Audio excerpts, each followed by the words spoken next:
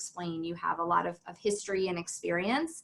So what has been your favorite trial? Why was it your favorite, either as an individual researcher or in terms of what it contributed?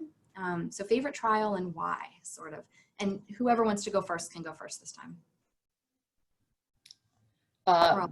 I'll go first. I actually have two, and one of them actually was a trial of intraperitoneal chemotherapy, and we may show you a timeline slide, but this study was sort of introduced in the mid to late 1990s, actually got activated in the late 1990s, was completed in the early 2000s, and wasn't published until 2006. At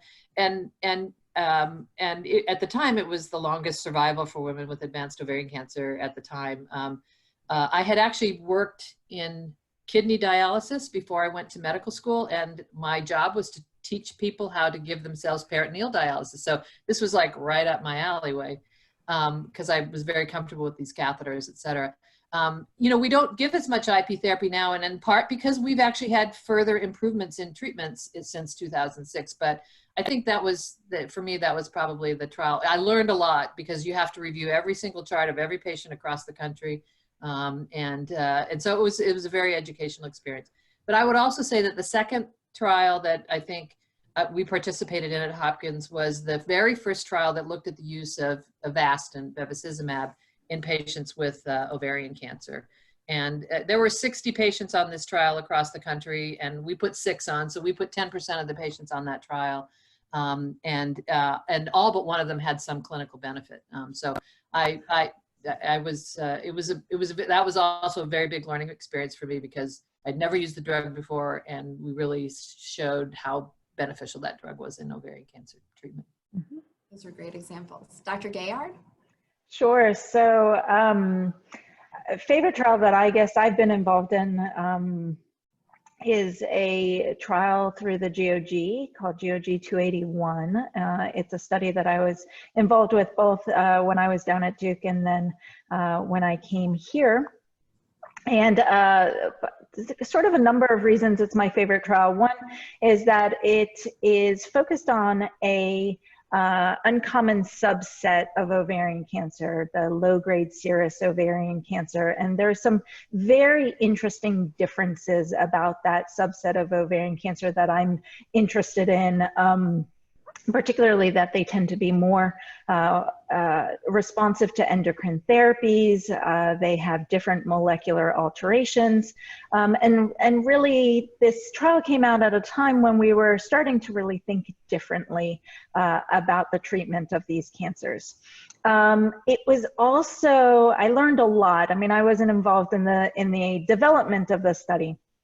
But it was developed in a really, I would say, very intelligent way, in a sense that it was comparing the study drug trametinib against standard of care. And there were a number of options in terms of standard of care. And that's a common design, standard phase 3 design.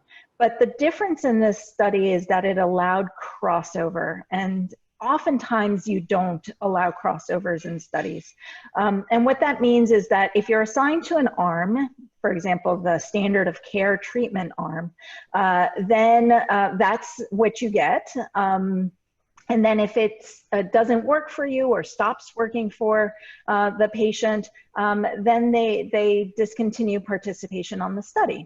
Well, this study allowed patients who were on the standard of care arm to cross over and get the study drug. So it meant that everyone on the study at some point in time would be eligible for the study drug, which it's nice for patients to have that opportunity, and especially since this was really something emerging and it's a rare disease. and hard to develop drugs for these cancers. It was a Herculean effort done by the GOG, and in particular led by Dr. Gershenson, and really required a worldwide effort, and that they pulled it off. And more than that, that it showed that the study drug was beneficial, was very exciting. And I have to say that when I was putting patients on study, you know, we would know what they were randomized to. They would get the study drug, and each patient, once they were on the trametinib, was getting benefit. And so it was just so exciting. And you just wanted to put every single patient you could on the study, because we were seeing that it was helping. And, you know, unfortunately, it's not a permanent fix, and eventually the cancers do tend to progress. But there was a substantial improvement with the study drug. So it was really exciting, and hopefully should be coming out in publication soon, but is now, I think, the new standard of care for recurrent low-grade serous ovarian cancer. Amy?